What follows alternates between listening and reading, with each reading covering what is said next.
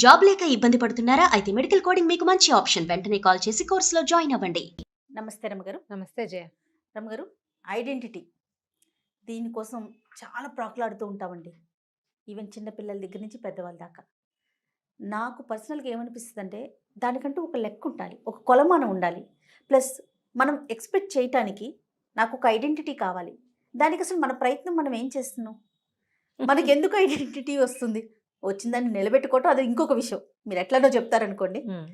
పిల్లలకి మనం నేర్పించాలి ఈ క్వాలిటీని వద్దా? ఇది ఏమనాలంటే చాలా ట్రిక్కీ క్వశ్చన్.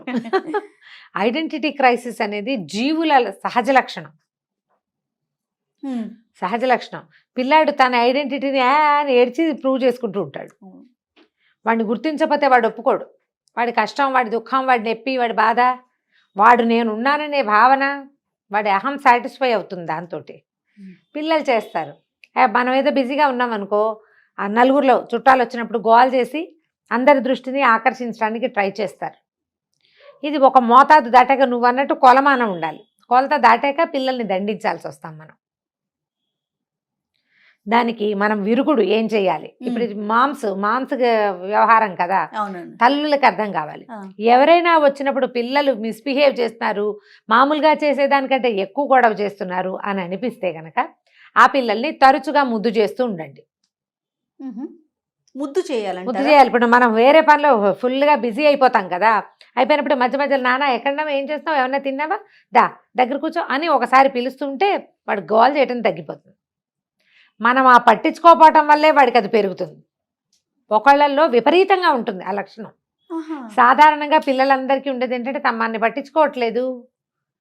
వాడు ఆడుకునేటప్పుడు వాడు ఆడుకుంటుంటాడు, అమ్మ పని చేసుకుంటుంటే వాడు ఒప్పుకోడు. ఎవరితోటైనా ఇంకోళ్ళతో ఇన్వాల్వ్ అయ్యేటప్పుడు వేరే వ్యవహారాల్లో ఉన్నప్పుడు పిల్లలు ఐడెంటిటీ కోసమే ఏడుస్తారు. ఓకే, తల్లుల్ని ప్రశాంతంగా ఉండనివ్వరు. వీళ్ళని ఏంటంటే కాస్త ముద్దు చేస్తూ ఉండాలి. తర్వాత అలా ముద్దు చేస్తూ వాడికి మెల్లిగా ఎవరైనా వస్తే అమ్మ బిజీగా ఉంటుందనే విషయాన్ని అలవాటు చేయాలి. ఓకే, వాడికో దానికో ఇక అదే పద్ధతి. ఇక మనని పని చేసుకొని ఇవ్వకుండా ఎప్పుడు అలాగే బిహేవ్ చేస్తారు పిల్లలు. ఇది కొంతమందిలో ఏంటంటే సహజ సిద్ధమైన లక్షణంగా ఉంటుంది. ఒక గ్రూప్లో కొంతమంది యాక్టివ్గా ఉంటారు, ఒక్కొక్కళ్ళు కామ్గా ఉంటారు, ఒక్కోళ్ళు అసలు ఏమీ చెయ్యరు, ఏమీ చెందరు, కానీ వాళ్ళకి ఐడెంటిటీ కావాలి. ఇప్పుడు పనిచేసేవాడు తనదైన ముద్ర సహజంగా వేస్తాడు, ఐడెంటిఫికేషన్ న్యాచురల్లీ జరిగిపోతుంది. కానీ ఏమీ చెయ్యని వాడు పాడు చేసైనా చెయ్యాలని చూస్తారు కదా, కనపడుతుంది. ఇది మనం మన చుట్టూతా చిన్న సమాజంలో కూడా చూస్తాం. కేవలము తమ మాట నేను ముందే చెప్పాను అంటాం, వాళ్ళు ఏం చెప్పరు పెట్టరు, ఏదో ఒక సెంటెన్స్ వేస్తారు పడి ఉంటుందని. ఆ పడి ఉండేది ఓ 2 నెలల తర్వాత ప్రూవ్ అయిందనుకో, ఇలా చేస్తే పాడైపోతుందనో సరిగ్గా రాదనో చెప్పాడు, నేను ఆ రోజే చెప్పాను అని దాని మీద స్పీచ్ మొదలు పెడతారు. ఇది ప్రజల్లో సహజంగా కనపడుతుంది. ఎవరికి ఐడెంటిటీ క్రైసిస్ ఉందో వాడు ఈ పొడి మాటలు వేయటం మానేసి క్రియాశీలకత్వంగా ఏదైనా పని చేస్తే ఆటోమేటిక్గా ఐడెంటిటీ వస్తుంది. పిల్లల్లో, పెద్దవాళ్ళల్లో కూడా, పెద్దల్లో కూడా జయ. ఇప్పుడు మనం ఒక చిన్న సమాజం ఉంది, ఇందులో ఒక 3-4 మంచి సంపాదన పరులు, బాగా వాళ్ళు వ్యాపారాలు వాటి గురించి మాట్లాడతారు. ఒకడు సామాన్యమైన వాడు ఇవి మాట్లాడలేకపోతాడు.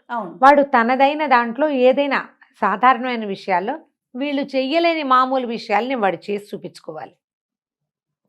నీకు ఐడెంటిటీ క్రైసిస్ ఉంటే నువ్వేం చేయాలి? పై నలుగురు చేయలేని వ్యవహారం ఏదైనా ఒకటి నువ్వు చేస్తూ ఉండాలి. కరెక్ట్ అండి, కదా. అవునండి. ఫ్యామిలీస్లో ఆడవాళ్ళకి ఐడెంటిటీ క్రైసిస్ ఉంటుంది.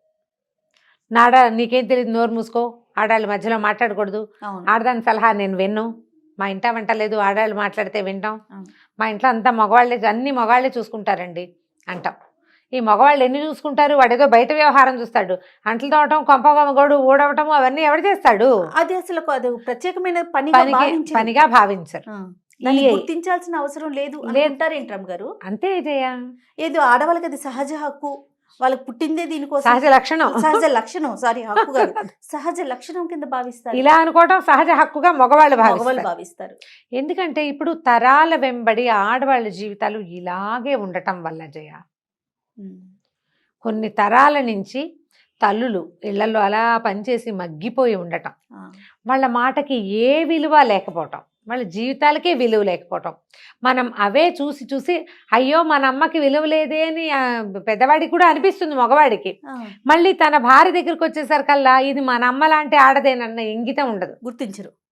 ఇంగితం సాధారణంగా ఉండవలసింది, గుర్తింపు కాదు, అసలు ఒక లోపల ఒక లక్షణమే ఉండదు, ఆ లక్షణమే ఉండదు. వీళ్ళ పిల్లలకు అనిపిస్తుంది. మళ్ళీ వాళ్ళ భార్యల దగ్గరకు వచ్చేసరికల్లా నాన్న అమ్మతో ఎలా బిహేవ్ చేశాడు, వీడు తన భార్యతో అలాగే బిహేవ్ చేస్తాడు. ఎక్కడో ఒక చోట మారాలి, అది మార్చాల్సిందే. మనం ప్రయత్నం చేసి తల్లులు ప్రయత్నం చేయాలి, అంతేగాని వాడు మగపిల్లాడు వాడు చేస్తాడు ఆడపిల్ల నువ్వు చేయకూడదని పిచ్చివాగుళ్ళు వాక్కూడదు. ఇప్పుడు కూడా అలాగే వాళ్ళే ఉన్నారు. ఇప్పుడు తను బాధపడుతున్నా కూడా వచ్చే అమ్మాయికి కొంచెం రెస్పెక్ట్ ఇవ్వటం అనేది తల్లే కదా నేర్పించాలి. అవును, ఇలా చేయకూడదు అని పిల్లలకి చెప్పరు. పోనీ తన కూతురుని వదిలిపెట్టిన కోడల దగ్గరకు వచ్చేసరికల్లా ఆ అమ్మాయి కంట్రోల్డ్గా ఉండాలని, ఆ అమ్మాయి కంట్రోల్లో ఉండాలని, కొడుకు మాట భర్త మాట వినాలని, గౌరవించాలని, మా ఇంట వంట లేదని ఇలా పిచ్చి మాటలు. ఇవన్నీ ఏంటంటే మనమే ఈ ఐడెంటిటీ లేకపోవటాన్ని ఒప్పేసుకుంటున్నాం. ఇది కూడా ఒక రీజనే. మనం ఒప్పుకుంటాం. ఎప్పుడో ఒకసారి పాము పడగలేపినట్టు ఒకసారి మన అహంకారం లేస్తుంది కాస్త. మన చుట్టుపక్కల ఉన్న వాళ్ళు తలా ఒక దెబ్బ వేసి కిందకి దోసేస్తారు మళ్ళీ మనని. జరిగిపోతుంది కదా, చాలా సహజంగా జరిగిపోతుంది. మనకి ఐడెంటిటీ కావాలంటే మగవాళ్ళని వదిలేయండి, వాళ్ళకి చెప్పటం లేదు. నీ పంధాలో ఇతరులు నిన్ను వేలు పెట్టి చూపించలేనంత స్ట్రాంగ్గా అవ్వాలి నువ్వు. ఈ నువ్వు అనేది ప్రతిదీ, చిన్న పిల్ల దగ్గర నుంచి పెద్దవాళ్ళ దాకా ప్రతి వ్యక్తిది ఈ లక్షణంగా ఉండాలి.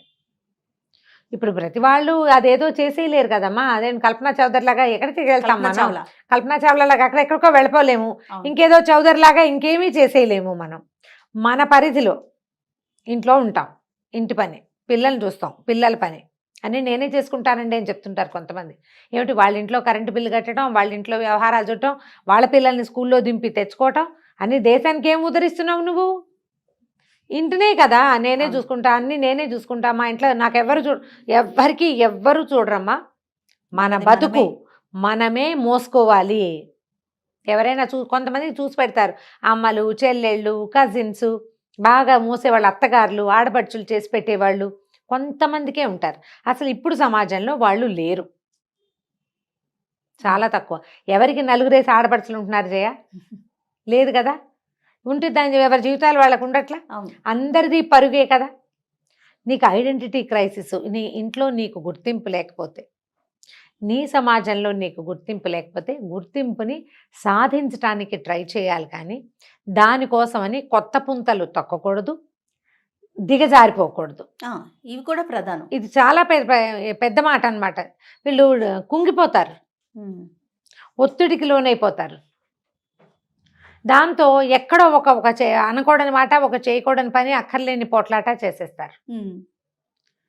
మొదటున్న కాస్త గుర్తింపు కూడా పోతుంది. ఓకే, ఎప్పుడు కూడా మన ఐడెంటిటీని నిలబెట్టుకోవాలంటే ముందు మనంగా నిలబడాలి. మనంగా నిలబడాలంటే మొదట బుద్ధికి పదును పెట్టాలి. తర్వాత పని పందా, మన పద్ధతిని ఫోకస్డ్గా మార్చుకోవాలి. ఒంటికి బద్ధకం ఉంటే దాన్ని తగ్గించుకోవాలి. తర్వాత సమకాలీన పరిస్థితుల పట్ల అవగాహన కలిగి ఉండాలి. మన హస్బెండ్ అతను ఏదో బిహేవ్ చేస్తాడు బ్యాడ్గానో ఎట్లా కొట్లా, ఏంటి ఇతని బిహేవియర్కి కారణమని ఆలోచించండి. మీ బుద్ధికి పదును పెడితే ఇది కుదురుతుంది. అతను ఏదో చేయలేక చికాకు పడి ఈ పెళ్ళాం అనే పదార్థాన్ని గుర్తించకుండా చేస్తాడు. అతను ఏది చేయలేకపోతున్నాడో అది మీరు చేయగలరేమో చూడండి, దానికి ఆలోచించాలి, ట్రై చేయాల్సిందే, ప్రయత్నం చేయాలి. అతను చుట్టుపక్కలతో సంబంధ బాంధవ్యాలు సరిగ్గా సెట్ చేసుకోలేకపోతున్నాడు, నేను నా పద్ధతి ప్రకారం నా ఇష్టారాజ్యంగా నేను ఇలాగే అఘోరిస్తాను అనకుండా మీరు మార్చుకోండి. టైం మేనేజ్మెంట్ రాదు కొంతమంది మగవాళ్ళకి, అది మీరు ప్లాన్ చేయండి. దానికి ఏం చేయాలి? ముందు బ్రెయిన్లో నేను అనే భావన కాకుండా ఎస్ మీ అనే భావన ఉండాలి. నేను అనాలి, నేనో అని ఏడవద్దు, నేను అని నుంచోండి. ఒకటే, అదే సేమ్ ఫీలింగ్. జస్ట్ నువ్వు పరుగెత్తి దాని వెనకాల పడి ఏడుస్తావా, దానికోసం నిలబడతావా? ఒక్కసారి నిలబడితే ఆటోమేటిక్గా నీకు నుంచోటం అలవాటైపోతుంది. పెద్ద పెద్ద కష్టాలు కూడా పెద్ద బాధించవు. మనం స్ట్రాంగ్ విమెన్ని ఎంతమందినో చూస్తాం. అవునండి. ఇప్పుడు ఎందుకు మన అమ్మమ్మలు కూడా స్ట్రాంగ్ విమెన్ బోల్డ్ మంది కనపడతారు. చాలా మంది మనం సక్సెస్ స్టోరీస్ వింటావా, మా అమ్మ ఇడ్లీలు అమ్మి మమ్మల్ని పెంచింది, మా అమ్మ ఏదో పాచి పని చేసి మమ్మల్ని చదివించింది. ఎంత స్ట్రెంగ్త్ చేయాలి. అవునవును అవును. చాలా స్ట్రెంగ్త్ కదా. వాళ్ళు ఏదో కష్టపడి పని చేసుకుని ఎక్కడ అవకాశం ఉంటే అక్కడ పిల్లల్ని పెట్టి ఏదో రకంగా, అదే స్ట్రెంగ్త్ వీళ్ళకెందుకు ఉండదు? అంత స్ట్రెంగ్త్ గల తల్లిల దగ్గర పెరిగిన పిల్లలు సుకుమారంగా ఉంటే ఎట్లా? వీళ్ళు స్ట్రాంగ్గా ఉండాలి కదా. వాళ్ళని చూసి మళ్ళాటి వాళ్ళు ఆలోచించి నేర్చుకోవాలి. అవి కష్టాలు, ఇవి మనకున్నవి ఏమిటి? ఇది సోది, ఈ కాస్త చిన్న కష్టాల కోసం ఇంత ఆలోచించడం ఏంటి? నాది అసలు పెద్ద కష్టమే కాదు అని నిలబడితే మీ ఐడెంటిటీని మీరు సాధించుకోగలుగుతారు. క్రైసిస్ ఉండదు ఇంకా దానికోసం. మీకు గుర్తింపు లేకపోతే దానికోసం బాధ, ఉంటే ఇక బాధ ఏముంది? అదే కదా, ఉంటే బాధ లేదు కదా. ముందు బీ స్ట్రాంగ్. పిల్లల్లో ఈ లక్షణాలు ఉంటే వాళ్ళకి ఇలా బోధించండి.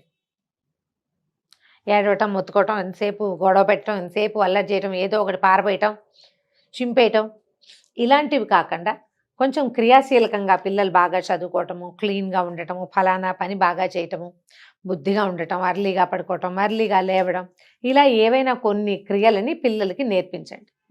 టైం మేనేజ్మెంట్, టైం టేబుల్ చేసుకోవటం వాళ్ళంతట వాళ్ళే. అప్పుడు వాళ్ళకి సహజంగా వాళ్ళ మీద వాళ్ళు నిలబడతారు కదా. నిలబడేసరికల్లా ఈ క్రైసిస్ ఫీలింగ్స్ తగ్గిపోతాయి. గుర్తింపు దానంతట అదే లభిస్తుంది. ప్రతిసారి మనం శభాష్ అనుకుంటూ ఉండాలి. మనని ఎవరైనా శభాష్ అనే రోజు వస్తుంది. అసలు ఒకసారి నువ్వు సక్సెస్ అయితే నీకెవరైనా శభాష్ అనాలన్న ఆలోచన కూడా రాదు. గుర్తింపు కోరుకునేటప్పుడు మనకున్న అర్హతలు ఏంటి, అదొకటి ఆలోచించాలి. అవ్వాలి అనేది కూడా ఆలోచించాలి. దాన్ని మీట్ అయ్యేందుకు ట్రై చేయండి. ఆ తర్వాత స్టెప్ ఆటోమేటిక్గా పడుతుంది. ఇంకా క్రైసిస్ లేదు. క్రైసిస్ మేనేజ్మెంట్ చాలా ఈజీగా వచ్చేస్తుంది. 100% రమ్మ గారు.